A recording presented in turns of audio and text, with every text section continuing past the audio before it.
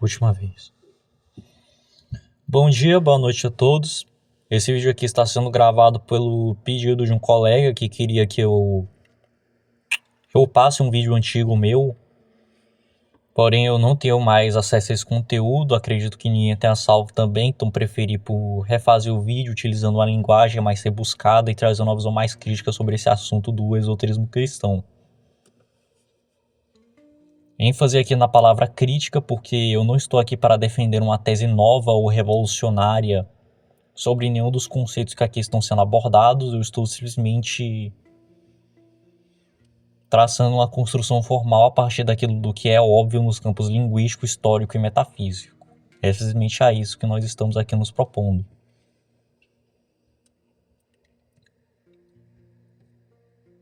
Isso dito, primeira coisa que nós temos que fazer é falar sobre a dualidade inerente entre as noções de esotérico e exotérico, de esoterismo e exoterismo.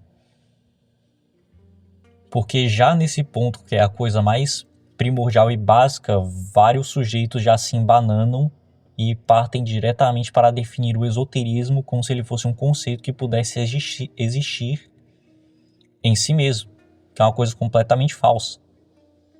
Isso vai levar a uma meia-verdade sobre o que é o esoterismo de fato e como ele se apresentou historicamente.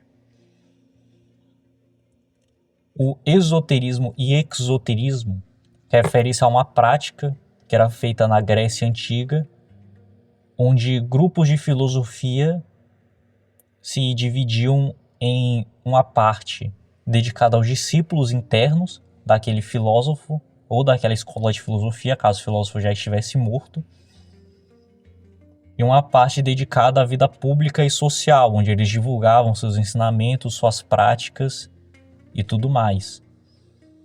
Dessa forma, a definição mais básica de esoterismo é simplesmente um ensinamento intelectual e linguístico. Nesse sentido, não há simbolismo esotérico, ritual esotérico, ordem esotérica, magia esotérica, nada disso existe. Porque o esoterismo refere-se simplesmente ao conceito ensinado. Se o conceito ensinado é conhecido pela maioria das pessoas, se ele é ensinado à maioria das pessoas, ou se ele não é. O esoterismo não é uma qualidade inerente da coisa. Ele vem simplesmente porque poucas pessoas sabem sobre aquele assunto.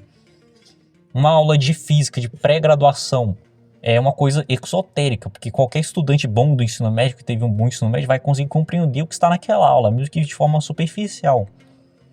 Se você está numa aula de física quântica para alunos da pós-graduação, isso é esotérico. Então você vê aí que a coisa já não tem nada a ver com metafísica, iniciação, cosmologia por si mesmo.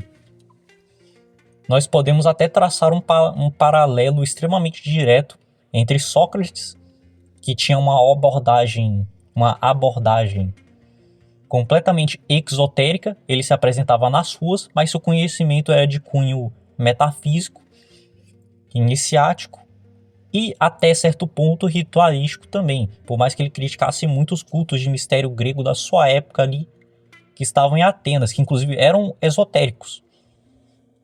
Em oposição, nós temos a escola de Aristóteles, que tratava da filosofia profana, da filosofia enquanto ciência, da astronomia, do sistema de filosofia para alcançar a verdade, que tinha ali seu grupo esotérico, mas não se tratava de algo que ia de frente aos conceitos da metafísica, da iniciação, da ritualística, etc. Dado essas definições concretas, baseadas em fatos do que é o esoterismo e o exoterismo, nós podemos agora partir para a questão principal, se há um esoterismo cristão? E aqui, historicamente, existiram duas formas de definir o que seria esse esoterismo cristão. A primeira forma seria definir como escolas exegéticas baseadas no modelo helenista, neoplatônico, neopitagórico, etc., na qual seriam ensinados conceitos presentes na Bíblia e nos ensinamentos dos apóstolos que não estariam disponíveis a todos os cristãos, apenas uma parte de iniciados de elite que haveriam de passar esses conhecimentos para atingir ali uma compreensão mais alta da coisa. E eu não estou falando que isso necessariamente se refletia num campo ritualístico, que haviam ali seitas, praticantes, etc. E nesse caso, nós podemos dizer que sim. Não é nem que podemos dizer, havia de fato. Até ali o século V, com o declínio da intelectualidade monástica, haviam muitos desses grupos dentro do cristianismo ortodoxo. Haviam as escolas gnósticas, como o setianismo, o valentinianismo. E todas essas escolas se baseavam na noção que elas havia sido transmitido a elas essa intelectualidade, esses conceitos que não eram ensinados ao povão, aos cristãos normais da época. Se você tem interesse na exegese gnóstica, recomendo que você assista o vídeo do Vale sobre o valentinianismo. Já sobre dentro da Igreja Ortodoxa, essas escolas exegéticas até formaram o que nós conhecemos hoje como cristianismo ortodoxo, na Igreja Ortodoxa Oriental e no catolicismo. Porque a escola exegética, a qual fazia parte o Pseudo Dionísio, que é um dos autores, ou o autor do Corpo Dionisíaco, influenciou muito a obra de Tomás de Aquino, influenciou muito a obra de autores padres da Igreja Ortodoxa também.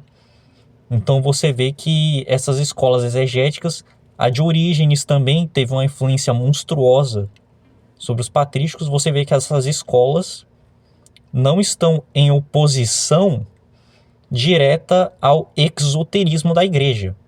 Elas buscavam simplesmente ali defender seus próprios conceitos que a elas tinham sido passadas.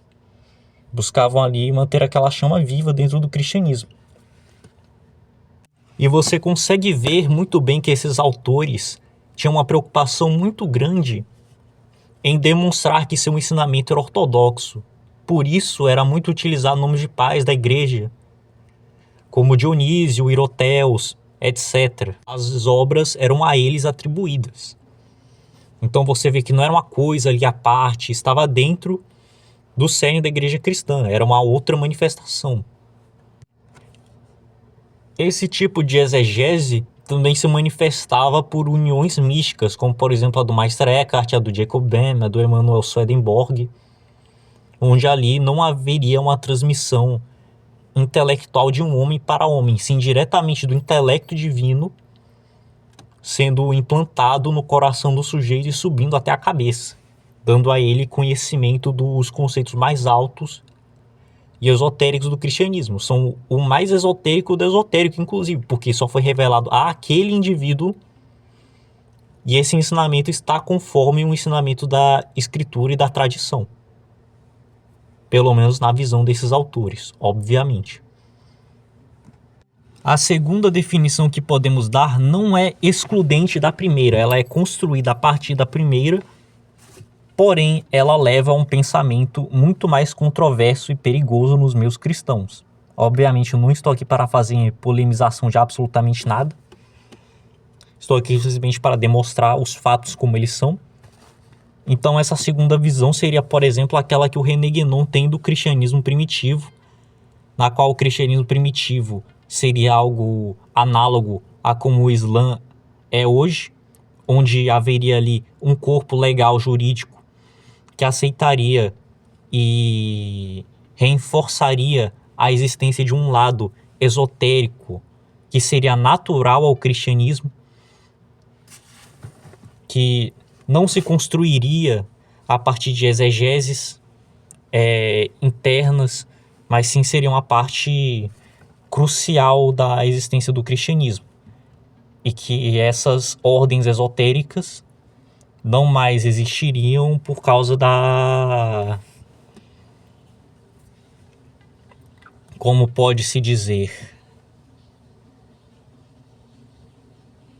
da quebra pela igreja exterior desse contrato, onde ela teria tomado as rédeas completas pelo dogmatismo e tornado o cristianismo em uma faceta completamente exotérica.